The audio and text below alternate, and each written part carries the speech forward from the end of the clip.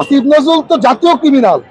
আসিফ নজরুল হচ্ছে বাংলাদেশের জাতীয় ক্রিমিনাল। এই মেয়ের অফ শাওনের মতো এরকম খুনি অপরাধীদেরকে এই তারপরে যে পরিমণি আছে, আরো যারা আওয়ামী লীগের মহিলা নেতৃবৃন্দ আছে, এরা হয়তো রস খাওয়া দেয় না তো টাকা খাওয়া দেয়, যার কারণে এদের বিরুদ্ধে ব্যবস্থা নেওয়ার জন্য কোনো উগ্রী ভরা। পরিমণিকে দেখেন নাই, সাকলাইনের মতো একজন পুলিশ অফিসারকে কিভাবে গোল খাওয়াই দিচ্ছে। এর আফের শাওনের যে লিঙ্ক বা ইলিয়াস ভাই যে পোস্ট করেছে ফেসবুকে, ইলিয়াস ভাই একজন সৎ লোক।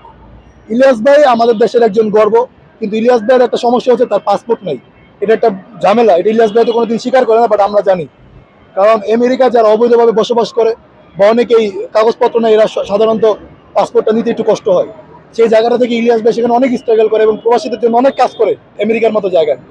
তো ইলিয়াস ভাইয়ের কাছে অনেক তথ্য সাংবাদিকরাই দেয়, বিভিন্ন নিউজ পোর্টালের লোকরাই দেয়। এই মেয়ের অফ শাওন বলে, পরিমণি বলে অনেক ভিডিও থাকতে পারে। ইলিয়াস ভাই যদি সেটা প্রকাশ করে সেটা মানুষ দেখবে, অবশ্যই দেখবে। এরা তো বুড়া হয়ে গেছে ভাই, বুঝছেন? এরা সুগার মাম্মি। এরা এখন কেন এদের পিছনে, আমি বুঝি না কেন এদেরকে আপনার মানুষ এদের পক্ষে বা বিপক্ষে ওইভাবে অবস্থান নেয় না। এদেরকে যেমন অনেকের ঘর বাড়ি ভাঙচুর, বেশার ঘর বাড়ি ভাঙচুর করতে পারে না ভাই, প্রতিটাগুলো ভাঙচুর করতে পারে না। তো মানুষ আসলে খারাপ, বাঙালি আসলে খারাপ, এসব জায়গায় গিয়ে মুখ দেয় ভাই। শুধু মেয়েরা শোনেন, আওয়ামী লীগের আমলে যারা ব্যবসাগিরি করে, প্রতিটাগিরি করে লাখ লাখ কোটি কোটি টাকা কামাইছে, এরা সেই টাকাগুলো এখন বিভিন্ন আইন শৃঙ্খলা বাহিনী বলেন, ছাত্রদের মাধ্যমে বিলাই দিচ্ছে, যার কারণে এদের বিরুদ্ধে ব্যবস্থা নেয় না। কেউ গেলে 1-2 লাখ টাকা দিয়ে দিচ্ছে।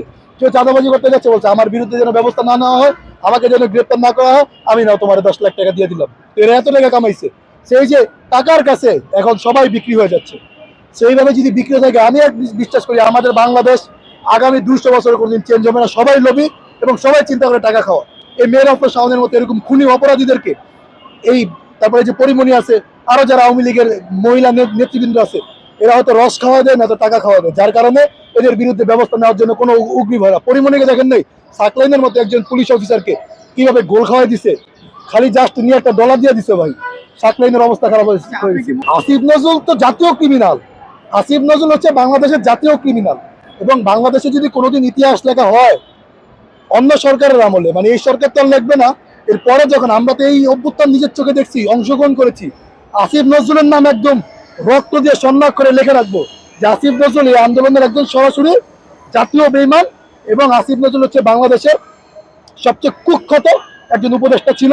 এবং এই মেয়র অফ শাওন হচ্ছে ওর সৎ শাশুড়ি, মেবি এই শাশুড়ি হওয়ার পরিপ্রেক্ষিতে মেয়র অফ শাওনকে গ্রেপ্তার করছেন। এটা আমরা মনে করছি এখন যে আসিফ নজরুলের শাশুড়ি, সৎ শাশুড়ি হোক বা আপন শাশুড়ি হোক, এই শাশুড়ি হওয়ার ক্ষেত্র বিশেষ পাত্র হওয়ার কারণেই আসিফ নজরুল মেয়ের অফ শাওনের মতো ব্যবসাকে গ্রেপ্তার করছে না।